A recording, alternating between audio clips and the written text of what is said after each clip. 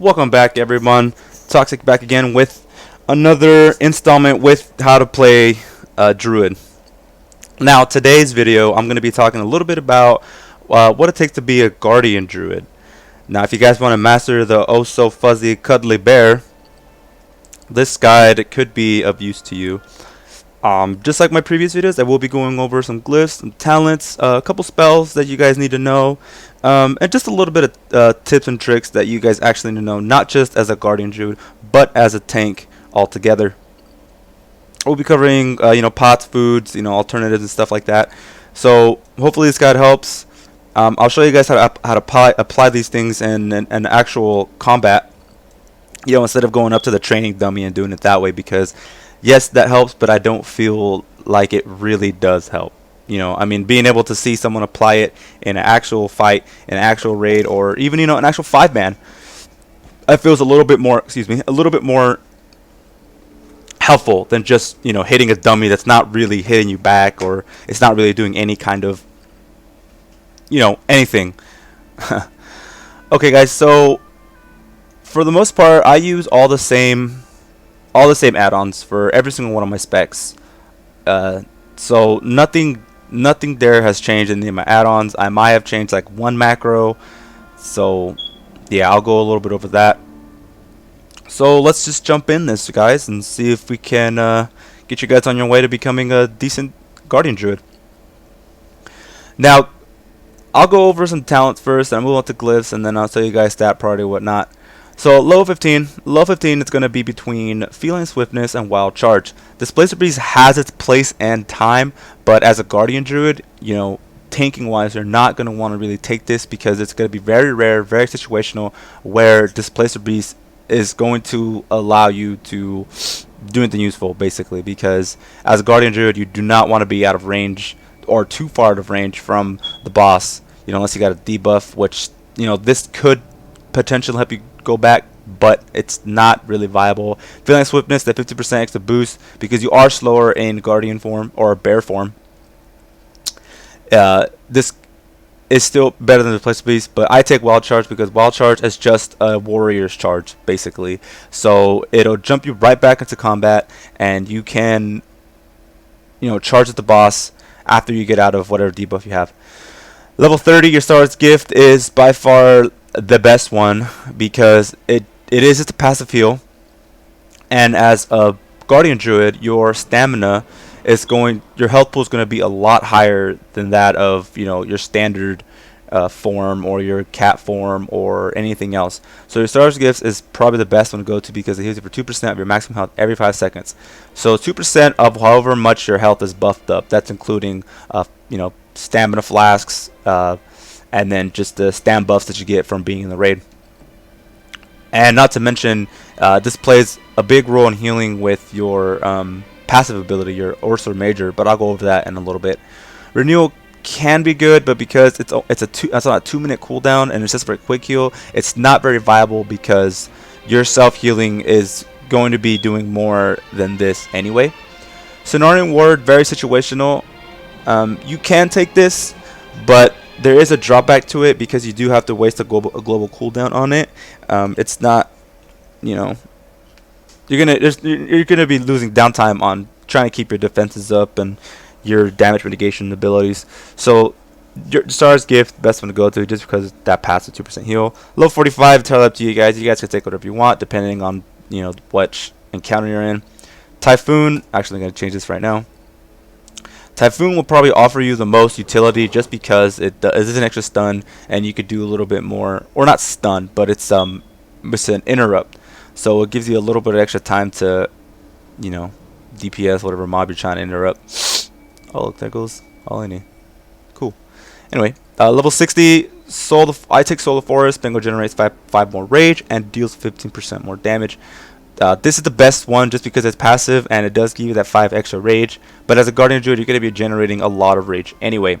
But the extra 50% damage does help for the DPS side of Guardian. Incarnation is strictly a DPS cooldown. It does provide a lot of threat and a lot of rage regeneration, but because it's on a 3-minute cooldown, Soul of the Forest is gonna come out on top because this is only situational. Not really situational, but more so, oh crap, I need more rage and I need to taunt all these targets because of so and so and so, and it's only lasts 30 seconds. So for only 30, so it's only going to be useful every 3 minutes. So Soul of the Forest is the better one to go to because you will generate more rage over time and do more damage throughout the encounter with Soul of the Forest versus Incarnation. Not saying Incarnation isn't good, but I feel Soul of the Forest is a little bit more viable. Level 75, again, it's up to you guys entirely. You know, it depends on the encounter. I just go for Mighty Bash because as a Guardian Druid, you're going to be doing some, you know, you're going to be tanking. So there's going to be some adds in some spots of the, you know, the raid that you can stun them. So it just adds as adds as an extra interrupt. So Mighty Bash is my go-to talent, but you guys can choose whatever one according to your playstyle or, you know, personal preference. Level 90 is really going to depend on which one you guys think you need the most.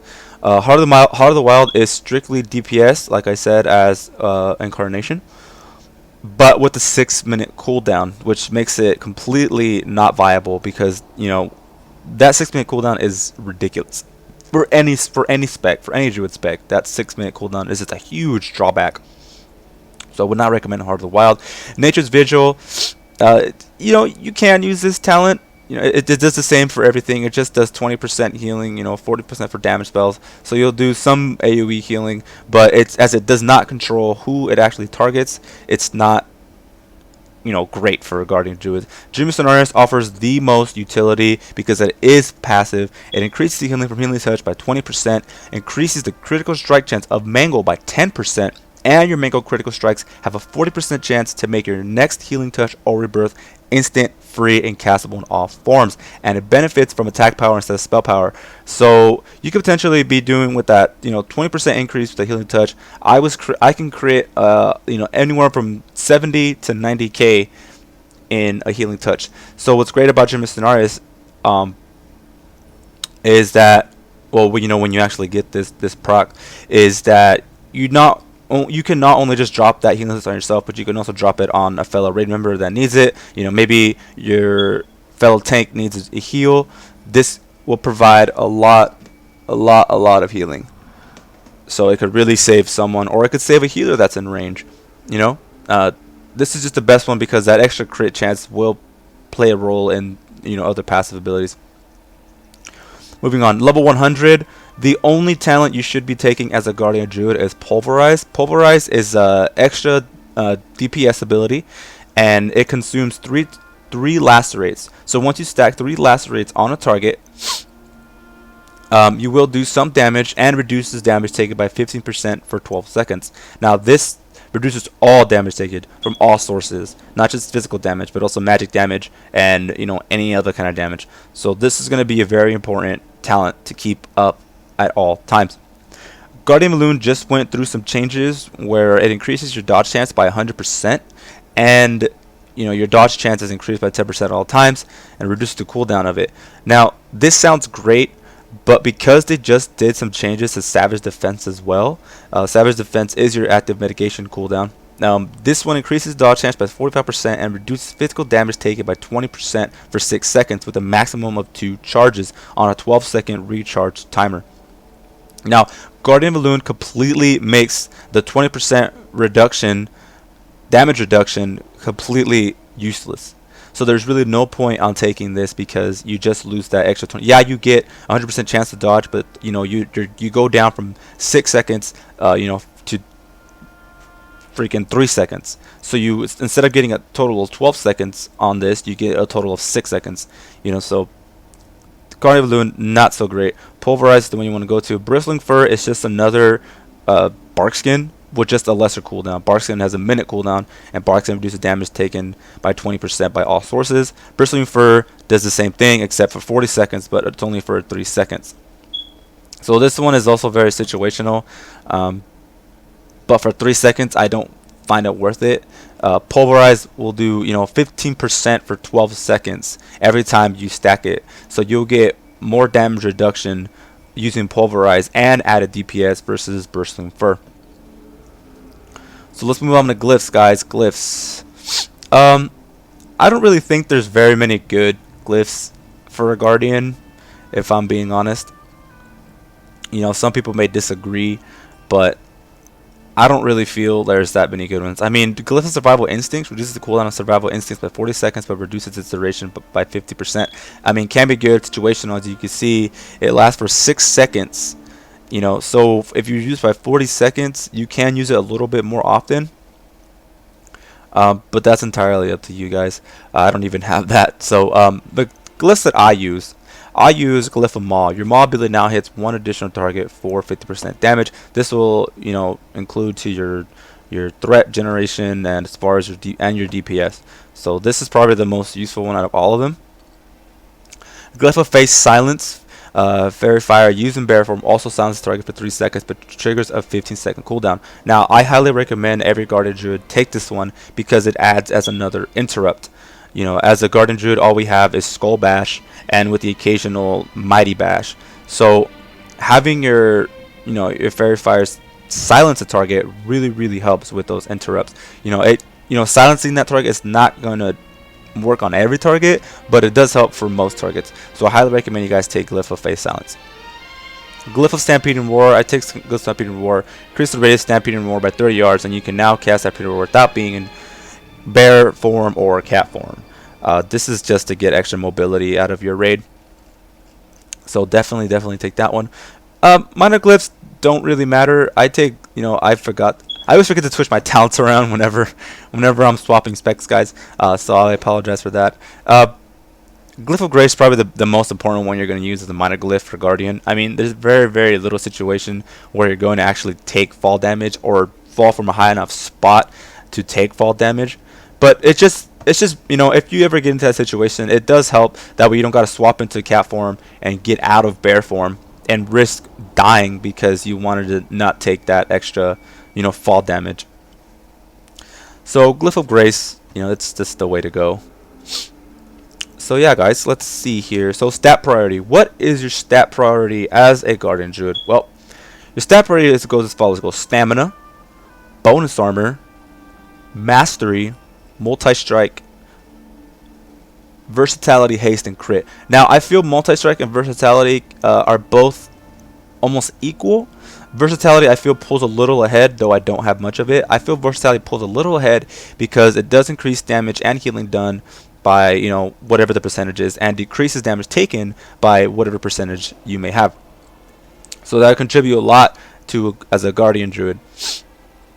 So Versatility over Multi-Strike is, not a bad thing. So if you have more Multi-Strike, that's fine. If you have more Versatility, that's fine. They're both equally good in my opinion, with Versatility pulling just a little bit ahead because of that damage reduction. I'm not even in my DPS set. Holy crap. Alright, there we go, guys. Sorry about that. These are what your numbers are supposed to look like. I apologize for that. So anyway, Stamina, Bonus Armor, Mastery. Those are the 3 big ones you're going to want. Now, as far as bonus armor goes, you will only see bonus armor on your neck piece, your cloak, and your rings. Actually, some trinkets have it too, like this one, Blast Furnace Door. That one has 434 bonus armor, so that's a really good trinket. So you're gonna want at least Mastery in every single slot, because Mastery, if you guys don't know, for your passability, Mastery, it's a primal tenacity. When you are hit by a physical attack, you gain a physical absorb shield equal to 52% or however much Mastery you have with raid buffs of that hit's damage. Attacks with this effect fully or partially absorbs cannot trigger primal tenacity. Wow, I can't speak right now. Also increases attack power by 34%. So Mastery, you guys want a lot of Mastery, as much Mastery as you possibly can. Really helps with survivability, and it just adds to attack power, because we like attack power because we're bears and we go rawr. Okay, that was kind of dumb.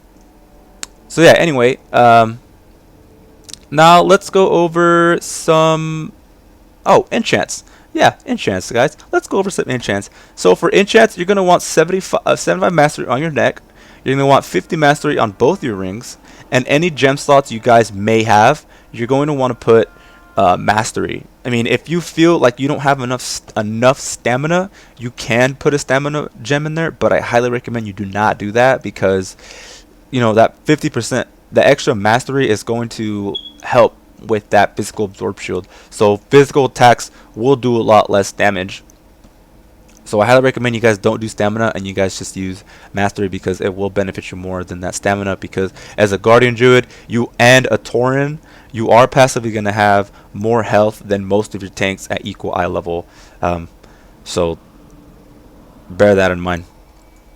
For your weapon, you want Mark of the Black Rock. Occasionally, it increases your bonus armor by 500. This effect cannot occur when your health is above 60%. So if your health is below 60%, you will proc that 500%, that 500 bonus armor, and just add to your survivability. Okay, moving on. Let's go over some abilities. What abilities do guardian druids have that I can see myself using? Now, every ability you have is going to be used. I know there's some classes who don't even use some of their abilities. There's some tanks who just, well, like 3-button rotation and they win. DKs, I'm looking at you. Just kidding, guys. So anyway, okay, what do we have to offer as a guardian druid? Well, first of all, we have our bear form. It just went some changes. They just increased the armor from, I want to say it was 250 to 285, and stamina by 30%. But the stamina 30% has always been there. Also reduces all magical damage taken by 10%, reduces the chance the druid will be critically hit by 6%, and reduces the chance for attacks to be parried by 3%. Increases threat generation, protects the caster from polymorph effects, and allows the use of various bear abilities, which I will go over right now. But that is going to be our tank spec right here, our little tank form, little bear. Okay, so what abilities do we have? We have Mangle, we have Lacerate, we have Maw, we have Pulverize that we talented into, we have Thrash, we have Survival Instincts, Savage Defense. This is actually Frenzied Regeneration, but I just macroed it to my use macro, or my use trinket, which is the Tablet of Terminal Teamwork, which grants 1,767 armor for 20 seconds. I'll show you guys that macro here in a little bit. Then we got Bark Skin, we got our Taunt, we have our Berserk, and then we have Healing Touch because we did take Dream of Cenarius. Now, what you guys are going to want to do as a Guardian Druid is use these spells according to, you know, the situation. So Mango is going to be your number one threat, and your not your number one threat, but your number one rage generating spell. So Mango, you're going to want to use on cooldown every time you get it.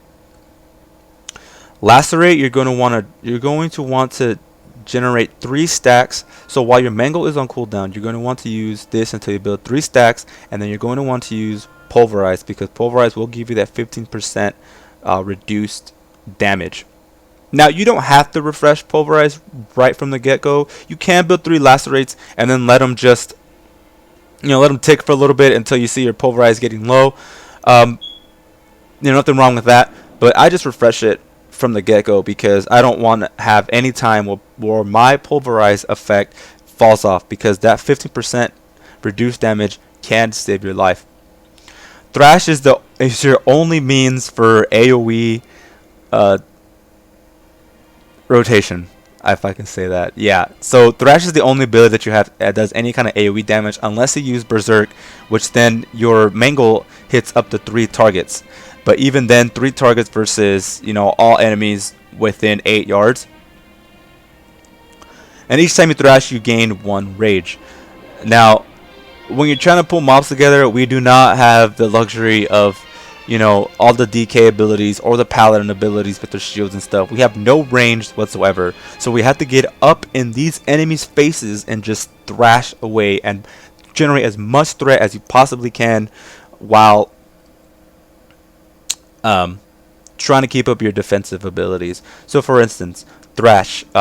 If there's a lot of enemies, there's always going to be one enemy that you're going to focus more than the other one. So you're not just going to thrash away and win. No, what you have to thrash, you have to thrash between lacerate. So lacerate on the main target, 3 stacks, pulverize, and then thrash away. That way you could build up that threat, you could build up that rage, and you could do some damage. So yeah, guys, they took away swipe for Guardian Druids. I'm not sure why. That one was a really good ability because it did do extra damage to targets that are bleeding, which helped with Thrash. But Thrash did just get a 10% increase in damage, so it does help a little bit more. But yeah, that's just basically how you're going to have to get mobs all together. Savage Defense is your active mitigation. Increases dodge chance by 45%. As I stated earlier, you're going to want to use this when you're close to max rage, basically, or anytime you're taking damage. As a tank, you're going to want to use your active mitigations whenever you can, just for survivability. And if you guys are fortunate enough to have gotten some Hellfire gear and you have your Hellfire 2-piece, Savage Defense also increases heals done to you by 20% while active. This includes all heals, not just your own heals, but everyone else's heals. So any kind of healing resource there is, you will get that 20% extra healing from using Savage Defense while also taking 20% reduced damage, which just is amazing. And as a tank, you do have Resolve, increases your healing and absorption done to yourself based on damage taken before avoidance and mitigation in the last 10 seconds. Primal Fury, you gain additional 8 rage when you critically strike with the bear form attack. So this is why I like taking crit over anything else, even though say crit is the last stat you need to take, but because you'll generate a lot more crit, and this is why Soul of Forest plays another big role in your threat and your rage generation, because as you guys remember, it does generate 5 additional rage and deals 15% more damage, and with the Dream Scenarios it increases the chance your mango will crit by 10%. Now that doesn't happen often, but if you take more crit, it does happen more often than not, and you can really help your raid with getting these procs for your free healing touch, or even if your tank dies, you get a free rebirth. You just macro it to one of your add-ons, heal bot like I take, and you'll be good. Let's see what we got. Survival Fittest, you gain 5% more of the mastery stat from all sources. Tooth and Claw is gonna basically happen with your auto attacks. In bear form, you have 40% chance to empower your next maul for 10 seconds. Empowered maul causes the primary victim's next auto attack to deal 17,000 less damage. You can accumulate up to 3 charges of Tooth and Claw. So basically, you take this number and you times it by 3. Now, if the enemy is just physically attacking you the whole time, you will not be able to stack this up to 3 charges, because this only accounts for physical damage. So hopefully you guys are the ones that tank, the bosses that don't really auto or melee attack as often, but whatever, 3 charges, Tooth and Claw, very useful. A lot of damage mitigation that you guys can use as a Guardian Druid. So let's see what else we got here. We took Toll's Force. We took the Empowered Bear form. Ursa Major. Now, Ursa Major is a fantastic passive ability that you get as a Guardian Druid. Your auto attack, multi-strikes, mango multi-strikes, and lacerate periodic multi-strikes grant you Ursa Major. This is, I guess, the reason why multi-strike is number 4, and above versatility, because this is insane. Ursa Major increases your maximum health by 2% for 15 seconds. When this effect is refreshed, the remaining portion is added to the new effect. So essentially, every time you multi-strike with any of your abilities, any of your abilities, or those 3 anyway, you will gain 2% health. And every time you gain the 2%, it just refreshes it. At one point, I saw myself up to 1.2 million health because of the insane amount of multi-strike I had. Now I'm not sure what the if there's a real soft cap for multi-strike, but it is good. It is a really really good good stat just because of the Ursa Major. If which increases your survivability as a Guardian Druid by so much. And this is what I mean, guys, by taking Stamina Flask isn't that great for a Guardian Druid because you do get this passive buff. So for an alternative, going over these spells already real quick, you can take an Agility Flask. An Agility Flask to increase your agility by 250 an hour. This will increase your attack power, which will contribute to your DPS and will contribute to your threat generation and your rage generation. So good alternative is to take the 250 Adrenic Agility Flask and stacking it with your Hyper Augment Rune. So 300 extra agility will increase your attack power by a lot. And just like I said, give you guys more threat generation and more rage generation. So especially at the eye level that I'm at currently, you're going to want to use that Agility Flask because with the Ursa Major buff, you're just gaining health like crazy. But you will want to stack a little bit more multi-strike than I have. The only piece of gear I've replaced, honestly, on my Guardian Druid is, the tier helm and the tier shoulders. Everything else is from Blackrock Foundry. So I will, be building a little bit more towards multi-strike. But if you guys have the gear that I have, high crit is not bad because it does help with the Dream of Cenarius and Soul of the Forest with your other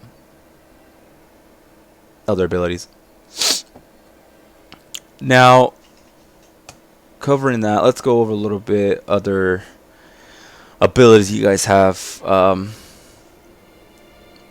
Survival Instincts, we all know it reduces all damage taken by 50% for 6 seconds, maximum 2 charges. It has a 2-minute recharge time on it, which is a pretty long time. So with your Survival Instincts, you're not going to want to just pop it every time don't pop it all the time because it's not going to benefit you at all. Pop it when you have like there's going to be a huge damage spike. So hopefully you guys are running DBM and you guys can anticipate those damage spikes. So this would be a good time to drop that and have your Savage Defense up at the same time. Bark Skin, also don't use it just loosely. It's very situational, but use it, like I said, if this is on cooldown or if your Savage Defense is on cooldown and you need something to reduce damage, use Bark Skin and then immediately drop your Savage Defense because that will give you the most survivability than just having one active at a time. Growl is our taunt with the 8-second cooldown, increases threat and you generate against the target. So we all know what taunt does. Skull Bash is going to be your interrupt. Fairy Fire is going to be your other interrupt if you took the Glyph of Face Silence. Mighty Bash is going to be another interrupt if the target is stunnable. Typhoon can also be another interrupt if they're spellcasting and they can be pushed back, though I feel like it just delays the spellcast. It doesn't really interrupt it, so you're gonna it's just basically something. It's just a spell that gives your other classes a chance to go interrupt that target, because every time I've used it, it doesn't really interrupt it. All it does is just pushes it back and that's it. Pushes it back and interrupts it for like while it's airborne. So you're gonna want your other classes to go in there and actually throw down an interrupt. Going over this macro I have here. Like I said, guys, I don't use very many macros. Maybe I should, but I really don't, because my play style, I'm just comfortable with how I play, and why fix something that's not broken, right? So it's basically the same thing as my other macros that I have for my other specs that I showed you guys in my other videos. Just slash use whatever the trinket is, and then slash cast whatever the spell is, whether it be Healing Touch, whether it be Swiftman, or whatever. That's all you gotta do. Just use trinket and then cast this spell, and then that'll simultaneously use the abilities when you need them to. Now, just because you're macro to this doesn't mean that I can't use my frenzy regeneration when my trinket is on cooldown. Even if your trinket's on cooldown, you will see the cooldown timer start forming here. Don't be scared, guys. That doesn't mean you guys can't use your ability that you have macro to it. You guys can still use it. So just be aware of that. As far as frenzy regeneration goes, this is going to be your biggest self heal next to your healing touch. So frenzy regeneration, it's something you don't want to use at all times. Instantly converts up to 60 rage into up to 41,000 health. Now I don't know how true that is because I see my health jump up super high. I could be at like 10% and I drop this down and my health jumps up to almost 65% just on that heal alone. And especially if you have your Savage Defense up with your 2-piece from Hellfire, you will get a bigger, you'll get a 20% additional heal on this because of the 2-piece bonus. But yeah, guys, don't use Frenzy Regeneration just whenever you feel like it. I know DK is just self-heal all the time because it's part of the rotation. Frenzied Regeneration is one of those abilities that you're going to want to save in a pitch. So if you're about to die or you're out of range of healer and you need to get in the range of healer and you have enough range, spend the rage. Spend the rage and heal yourself just to get to the healer so you won't die. Now during this, you're going to want to drop some kind of damage mitigation because at that point you're using your rage to gain more health, but you also don't want to just drop back down after that. So you're going to want to just drop some kind of damage mitigation that you guys have, preferably Savage Defense. Because it will increase the healing by 20% no matter where your rage is at. If not, then just use Barkskin and Unison with Survival Instincts. That's 70% reduction. Plus, if your trinket is up, you'll gain more armor, which will reduce damage taken further, and you'll get healed, and you'll be able to get to your wonderful healers.